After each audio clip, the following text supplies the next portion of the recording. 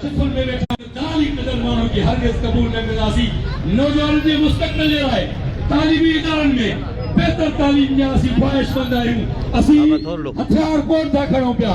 असीं पुरअमन असीं साईं GMC जे फ़िक्र अदब तशद्दुद वारी वाट ते हली करे ॻाढ़ो झंडो हथ में खणी करे सिंध जी आज़ादी ऐं सिंध जी पंहिंजो आज़ादी जे लाइ मुकमिल जदोजहद कयूं था पिया ऐं असांजी उहा जदोजहद जारी ऐं सारी रहंदी ऐं असां धारे माण्हू खे कॾहिं बि हिते क़बूल न कंदासीं जन माण्हुनि अफ़रा तफ़री मचाई आहे।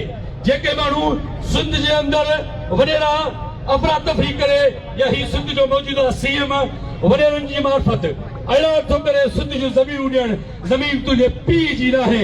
निगरान वज़ीर आला खे ॿुधाइण थो चाहियां पियो सिंध जी इंच इंच जा मालिक असीं आहियूं ऐं असीं रहंदासीं।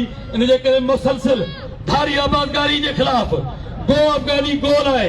GS रबर कमेटी तरफा GS रबर कमेटी जो चेयरमैन मोहतरम नियाज़ अली चाडियो सॼी सिंध में जदोजहद करे पियो।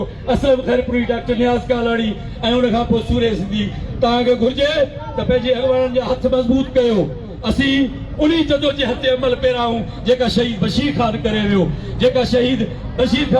असीं उन जदोजहद जा क़ाइल आहियूं ऐं उहा जदोजहद असां सभी कारकुननि खे गॾिजी करे उहा ई जदोजहद कंदासीं जेका रियाज़ चाडियो साहब करे पियो। असीं उहा साॻी जदोजहद कंदासीं। महिरबानी। GS तुंहिंजो देश मुंहिंजो देश।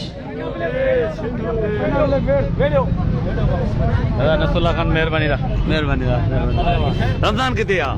रमज़ान अलाए किथे आहे ख़बर न आहे। महफ़िल में कोन्हे छा?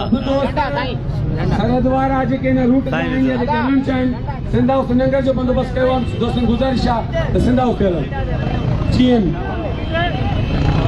जॾहिं बि यार हंज में मथो रखी हुआ सुता सही वाले जॾहिं बि यार हंज में मथो रखी हुआ सुता तॾहिं अदार सॾु कयो ॿियो ख़ैर